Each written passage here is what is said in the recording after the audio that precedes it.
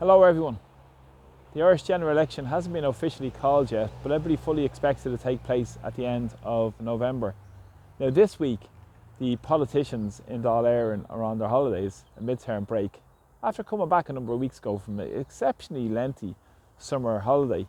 But they've been hitting the campaign trail over the last number of weeks in advance of the general election that's due to be held at the end of November. Now it's interesting because the Irish government consists of three parties: Fine Gael, Fianna Fáil and the Green Party. And already these parties are setting out their stall to pretend they haven't been in coalition with each other over the last 4 years. Now, Micheal Martin has been very strong on this. Micheal Martin has come out strong on a lot of issues. So don't fall for any of their nonsense. Micheal Martin in particular has been nearly 14 years at the helm of Fianna Fáil, their second longest leader. Of course he jumped into bed with Fine Gael when the opportunity presented itself 4.5 years ago. But in advance of that, they were their silent partners in a confidence supply agreement for 4 years in advance of that, getting themselves comfortable before they jumped into their cosy cabinet positions. Now, Micheal Martin in particular has had a huge personal ambition to be Taoiseach. Didn't want to be the only Fianna Fáil leader never to be Taoiseach. He's the 8th leader of Fianna Fáil since it was founded in 1926. He's a long way to catch up before he catches up with De Valera, who was leader for nearly 33 years. But he's already bypassed Jack Lynch, Charlie Haughey and Bertie Ahern in recent times as the longest leader. But his personal ambition holds no bounds. One would have thought Micheal Martin would have been one of the leaders of those political parties and governments that would have stepped down.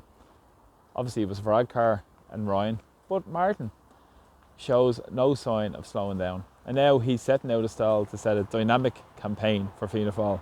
Wait and see how this develops. He's spoken about making Ireland safe again. And he said a lot of the urban cities aren't safe. Micheal Martin has been in government for how long?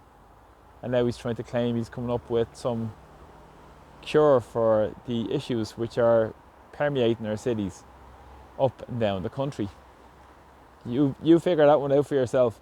He said he wants a Fianna Fáil Minister for Justice. Maybe Jim O'Callaghan could be in position to move into that position as Minister for Justice, setting out a stall against Fine Gael, looking for more seats and looking to take charge of the next coalition government if they get enough votes. And also he said he wants a dedicated transport police force.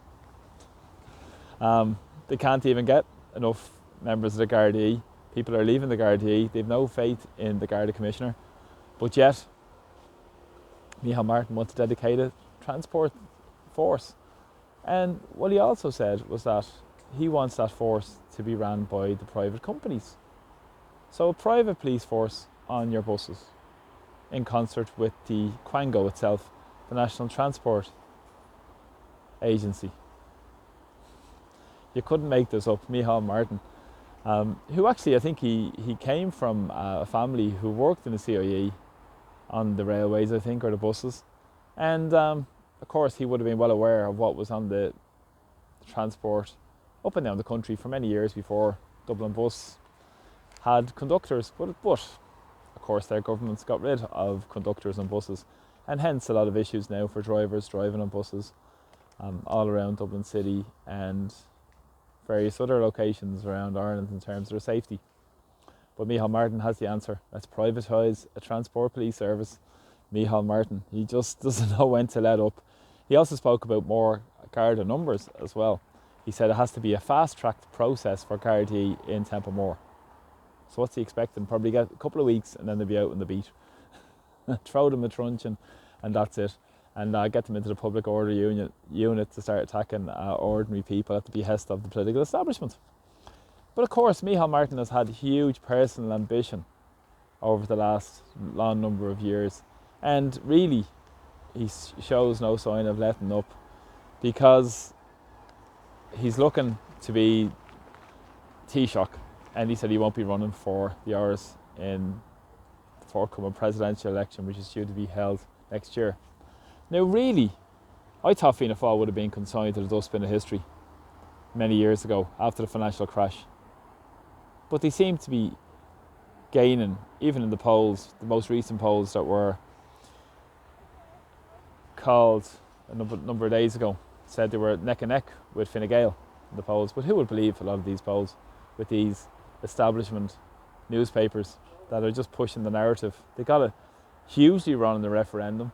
They got it hugely wrong in the previous election in 2020. And now they're saying they're setting people up for a fall. And one caveat for everybody out there as well is to not fall for any of the nonsense with this political grandstanding that's going on with these government parties, because we know ultimately who they've always served, and they pretend to be on their own side, and they have their own self-serving interests as well, led by Micheal Martin, of course, who has his own personal ambition to be leader till God knows when. But of course they're going to try and set up their stalls to make them different from parties they've been in complete concert with over the last number of years. And remember, Helen McEntee said she wants to push forward with a hate speech bill in the next government, fully expecting themselves getting into power. And he also said he wants to do a deal with another party, maybe a 3-party coalition. So they're already lining up their jobs, fully expecting a result for themselves. They probably eye up the Labour Party, or maybe the Social Democrats, to go into bed with them for the next number of years, who are very much on the same side of the coin and not really in opposition in Irish society. And that's the problem in Ireland. There's very little proper opposition to what's going on in Irish society, or no organised opposition.